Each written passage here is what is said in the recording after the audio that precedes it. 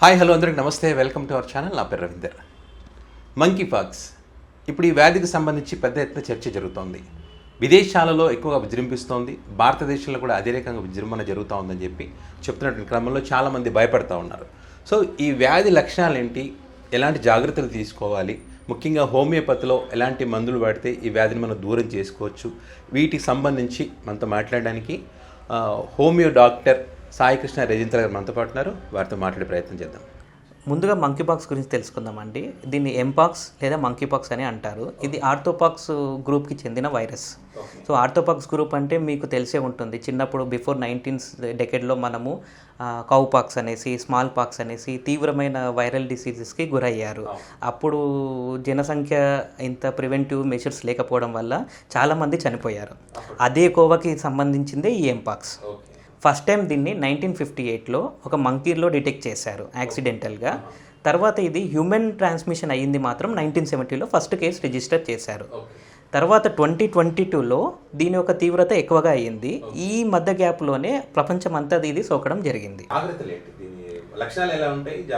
First thing అండి, ఈ virus వచ్చిన వారికి ఫస్ట్ 2 to 3 weeks, యూజువల్గా ఏంటంటే 5 to 21 days ఇంక్యుబేషన్ పీరియడ్ అంటాము. ఈ పీరియడ్లో ఎలాంటి సిమ్టమ్స్ కనపడవు, నార్మల్ పర్సన్ లాగానే ఉంటారు. సో ఇది ఏం చేస్తుంది అంటే లింఫాటిక్ సిస్టమ్ మీద చూపిస్తుంది. కోవిడ్ ఎలా అయితే రెస్పిరేటరీ సిస్టమ్ మీద ఉంటుందో ఇది లింఫాటిక్ సిస్టమ్ మీద. సో లింఫాటిక్ సిస్టమ్ ఏంటిదంటే ఇమ్యూనిటీ, మన ఇమ్యూనో సెల్స్ గురించి అంటే WBC సెల్స్ మీద యాక్ట్ అవుతుంది. సో ఈ పీరియడ్ ఆఫ్ టైంలో ఎలాంటి సిమ్టమ్స్ అనేటివి కనపడవు. సో సిమ్టమ్స్ కూడా ఇందులో 2 రకాలుగా ఉంటాయి. phase 1 అండ్ phase 2 అంటాము. phase 1 వచ్చేసి ఇన్వేషన్ పీరియడ్. ఇన్వేషన్ పీరియడ్లో కామన్గా మనకు వచ్చే వైరల్ సిమ్టమ్స్ ఉంటాయి కదండి. ఫీవర్ ఉండడం, బాడీ పెయిన్స్ ఉండడం, మజిల్ పెయిన్స్ ఉండడం, కఫ్, కోల్డ్, థ్రోట్ పెయిన్, ఇలా సిమ్టమ్స్ ఉంటాయి. phase 2 వచ్చేసి స్కిన్ మీద ఎరప్షన్స్ అంటే దద్దులు రావడం జరుగుతుంది. ఇది ఫీవర్ వచ్చిన తర్వాత 2 to 3 daysలో ఇవి మొదలవుతుంది. ముఖ్యంగా ఇవి దద్దుర్లు కూడా మొదలుగా చాలా మందిలో చూసిన కేసెస్లో ఫేస్ మీద స్టార్ట్ అవుతున్నాయి, తర్వాత అరిచేతుల్లో, అరిపాదాలలో కూడా కనిపిస్తున్నాయి. ముఖ్యంగా మనకి జెనైటల్స్లో కూడా ఈ దద్దుర్లు వస్తున్నాయి. ఈ దద్దుర్లు మామూలుగా కావు, చాలా పెయిన్ఫుల్గా ఉంటాయి. So that is the major issue అన్నమాట. ఇది పెద్దవారిలో వస్తే పర్వాలేదు, చిన్నవారిలో వస్తే వాళ్ళు తట్టుకోలేరు. ముఖ్యంగా పిల్లలలో ఇది మౌత్ అల్సర్స్, యాప్టస్ అల్సర్స్ అంటాము. ఇవి రావడం వల్ల వాళ్ళు తినడం కానీ తాగడం కానీ ఇబ్బందిగా ఉంటుంది. మేజర్ ఇది కాన్సన్ట్రేట్ చేస్తున్నది ఇమ్యూన్ సిస్టమ్ మీద. ఎవరైతే మన బాడీని రక్షిస్తారో దాని మీదనే ఇది అటాక్ అవుతుంది. అందు గురించి అనేసి దీని గురించి జాగ్రత్త తీసుకోమని WHO కానీ ఇండియన్ మెడికల్ అసోసియేషన్ కానీ చెప్తున్నారు. ఇది డైరెక్ట్ ఫిజికల్ కాంటాక్ట్ వల్ల అవుతుందండి. రెండోది, ఎవరికైతే ఇన్ఫెక్షన్ ఉంటుందో వారి యొక్క వాటర్ డ్రాప్లెట్స్, మనం రెస్పిరేటరీ డ్రాప్లెట్స్ ఉమ్మిలి, లేదా వాళ్ళు తిన్నది మనం షేర్ చేసుకున్నా, so mouth to mouth kiss చేసుకున్నా, ఇలా కూడా ఇది వ్యాప్తి చెందుతుంది. స్కిన్ తాకితే ఇన్ఫెక్షన్ ఉండి పస్ ఒకటి ఏమైనా రిలీజ్ అవుతుంది అనుకోండి, అవి తాకడం వల్ల కూడా ఇన్ఫెక్షన్ సోకుతుంది. ఇన్ఫెక్షన్ ఉన్న వారికి దూరంగా ఉండడం మంచిది. సో ఎవరికైతే ఇమ్యూనిటీ డౌన్ ఉంటుందో, ఇమ్యూనో కాంప్రమైజ్ ఉంటారు, లేదా రెస్పిరేటరీ డిసీజెస్ ఉన్నవారు ఉన్నారు, ముఖ్యంగా గర్భిణీ స్త్రీలు, వాళ్ళు చాలా జాగ్రత్తగా ఉండాలి. అనే కాదు, ఎలాంటి వైరల్ ఇన్ఫెక్షన్ ఉన్న వారితో కూడా వీళ్ళు కాంటాక్ట్లోకి రావద్దు. గర్భిణీ స్త్రీలు, గర్భిణీ స్త్రీల వాళ్ళని దూరంగా ఉంటే సరిపోతుంది. ఫార్చునేట్లీ ప్రోటోకాల్ అయితే ఇప్పటివరకు ఎలాంటి ప్రోటోకాల్ లేదు. సో సిమ్టమ్ బేస్డ్గా ట్రీట్మెంట్ చేసుకోవడమే ఉంటుంది. ముఖ్యంగా ఈ హోమియోపతిలో మాత్రం దీన్ని చాలా వరకు ప్రివెంట్ చేసుకోవడానికి ఇమ్యూనిటీ రెసిస్టెన్స్ పెంచుకున్నారనుకోండి, దీని నుంచి బయటపడవచ్చు. ప్రతి విపత్తు టైంలోనూ హోమియోపతి చాలా బాగా హెల్ప్ చేసింది. అది ప్రపంచం, మీరు కోవిడ్ టైంలో కూడా చూడొచ్చు. కోవిడ్లో ఎలాంటి సిచ్యువేషన్లో ఏం మెడిసిన్ చేయాలని తెలియదు, ఆ టైంలో కూడా మీకు హోమియోపతి చాలా బాగా హెల్ప్ చేసింది. ఈ టైంలో కూడా హెల్ప్ చేస్తుంది. రైట్ నౌ అయితే హోమియోపతిలో ఇమ్యూనిటీ పెంచుకున్నారనుకోండి, ఒకటండి బేసిక్గా ఇది ఎవరైతే ఇమ్యూనిటీ స్ట్రాంగ్ ఉండదో వారికి మాత్రమే ఈ వ్యాధి సోకడం జరుగుతుంది. వన్స్ మీ ఇమ్యూనిటీ స్ట్రాంగ్గా ఉంది అనుకోండి, ఎలాంటి భయాలు అవసరం లేదు. డిసీజ్ పరంగా మాత్రము దీని యొక్క ట్రాన్స్ఫ్యూషన్ పీరియడ్ ఏదైతే ఉందో, లేదంటే నెక్స్ట్ రాబోయే secondary complications, super added complications ఏవైతే ఉన్నాయో అవి డేంజరస్సే. ఎన్సెఫలైటోపతి కానీ, ఎన్సెఫలైటిస్ కానీ, సెప్సిస్ కానీ ఇలా డేంజరస్ డిసార్డర్స్ వచ్చే ఛాన్సెస్ ఉంటాయి. సో దాన్ని ముందుగానే మనం గుర్తుపట్టి ట్రీట్మెంట్ చేసుకున్నాం అనుకోండి, రిస్క్ ఫ్యాక్టర్స్ అనేది చాలా తక్కువ.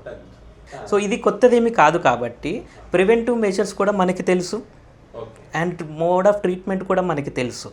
సో త్వరగా దాన్ని ఐడెంటిఫికేషన్ చేయడం, త్వరగా దీనికి ట్రీట్మెంట్ చేసుకోవడం వల్ల 90% ఆఫ్ కేసెస్ అనేది రిస్క్ లోలో ఉంటారు. సో ఫార్చునేట్లీ మనకి ప్యాథలాజికల్ టెస్ట్లు ఏవి లేవు, ఓన్లీ ఆర్టీపీసీఆర్ టెస్ట్ ద్వారా దీన్ని డిటెక్ట్ చేయడం జరుగుతుంది. ప్రివెంటివ్ మెజర్స్ అంటే ఫస్ట్గా ప్రతిసారి చెప్పేదే అండి, try to avoid out side food. జనాలు ఎక్కువగా ఉన్న చోట్ల తిరగకపోవడము, మాస్క్ వాడుకోవచ్చు, లేదంటే ఏదైనా ముట్టుకున్నా చేసినా కానీ వెంటనే హ్యాండ్ వాష్ చేసుకోవడం, శానిటైజర్ యూస్ చేసుకోవచ్చు, పర్వాలేదు. ఇన్ఫెక్షన్ ఉన్న వారి నుంచి దూరంగా ఉండడం. సేమ్ అండి, కోవిడ్ టైంలో ఎలాంటి ప్రివెన్షన్స్ తీసుకున్నామో అలాంటి ప్రివెన్షన్సే తీసుకోవాలి. రెండోది, అతిగా భయపడము, సెల్ఫ్ మెడికేషన్ అసలు తీసుకోవద్దు. ఇప్పుడు మీరు ఎప్పుడైనా సరే ఎలాంటి సోర్స్ అంటే ఒక trusted person, I mean medical ఫీల్డ్లో ముఖ్యంగా డాక్టర్స్ చెప్తే మాత్రమే వినండి. ఇంకెవరైనా అన్క్వాలిఫైడ్ చెప్పిన విషయాలను మాత్రం పట్టించుకోకండి. ముఖ్యంగా ఈ వాట్సాప్లలో, టెలిగ్రామ్లలో ఫార్వర్డ్ మెసేజెస్ మాత్రం అస్సలు నమ్మకండి. ఏది ఉన్నా సరే ట్రస్టెడ్ సోర్సెస్ నుంచి వచ్చే న్యూస్ని మాత్రం ప్రిఫర్ చేయడం మంచిది. ఫియర్, యాంగ్జైటీ వల్ల ఇంకా డిసీజ్ ఇంకా ప్రొలిఫికేట్ అవుతుంది అండి. డికేడ్స్ నుంచి మనం చూస్తున్నామంటే ఎవ్రీ డికేడ్కి ఒక కొత్త వైరస్ రావడము, దానికి మనం అడాప్టబిలిటీ పెంచుకోవడం జరుగుతుంది.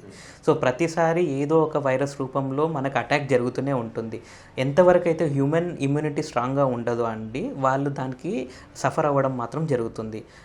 ఈసారి ఇది, నెక్స్ట్ టైం ఇంకో ఏదైనా రావచ్చు, ఇంతకు మించింది కూడా రావచ్చు. ఒకవేళ మీ ఇమ్యూనిటీ స్ట్రాంగ్గా ఉంది అనుకోండి, ఎలాంటి వైరస్ కానీ ఎలాంటి బ్యాక్టీరియల్ ఇన్ఫెక్షన్స్ అయినా కానీ మనం దీని నుంచి తప్పించుకునే ఛాన్సెస్ చాలా ఉంటాయి. ఇది నిత్యం జరిగే ఫైట్ అండి. దీని నుంచి ఎవరో ఒకరు విన్ అవ్వాలి అంటే మనం స్ట్రాంగ్గా ఉండాలి. మన ఇమ్యూనిటీ స్ట్రాంగ్ ఉందంటే they are the soldiers. So మన ఇండియన్లో ఎలా అయితే సోల్జర్స్ స్ట్రాంగ్గా ఉంటారో, మన బాడీ టెరిటరీని కాపాడేది ఇమ్యూన్ సిస్టమ్. అది స్ట్రాంగ్గా ఉందని అనుకోండి, ఎలాంటి ఎనిమీస్ వచ్చినా కూడా ఇది ప్రివెంట్ చేసుకుంటుంది. ధైర్యంగా ఉండడం అంతే. సో హోమియోపతిలో ముఖ్యంగా ఏంటి అంటే ఇమ్యూనో కాంప్రమైజ్ ఉన్న వాళ్ళకి ఇమ్యూనిటీ రెసిస్టెన్స్ పెంచడం జరుగుతుంది.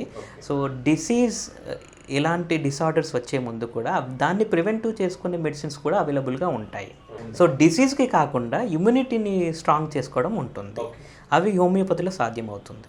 సో ఇది మంకీ పాక్స్కి సంబంధించి పెద్దగా భయపడాల్సిన అయితే ఏం లేదు. కాకపోతే హ్యూమిడిటీ పవర్ అనేటువంటిది ఖచ్చితంగా పెంచుకోవాలని చెప్పి డాక్టర్ గారు చెప్తున్నటువంటి పరిస్థితి మనం చూస్తూ ఉన్నాం. సో మీకు ఏదైనా డౌట్ ఉంటే మంకీ పాక్స్ అనుకోండి, లేదా ఇతర ఏదైనా డిసీజ్కి సంబంధించి ఏదైనా మీరు హోమియోపతిలో తగ్గించుకోవడానికి అవకాశం ఉందా లేదనే దానికి సంబంధించి మీకు ఏమైనా డౌట్ ఉంటే కనుక కింద కామెంట్లో మీరు కామెంట్ బాక్స్లో కామెంట్ చేయండి. దానికి సంబంధించి నెక్స్ట్ వీడియోలో వాటికి సంబంధించినటువంటి ఎలాంటి ట్రీట్మెంట్ తీసుకోవచ్చు, ఏంటి, ఎంత టైం పడుతుంది అనే అంశాలకు సంబంధించి మళ్ళీ సార్తో మాట్లాడి ఒక వీడియో కూడా పెట్టేటువంటి ప్రయత్నం చేస్తాను. So thank you.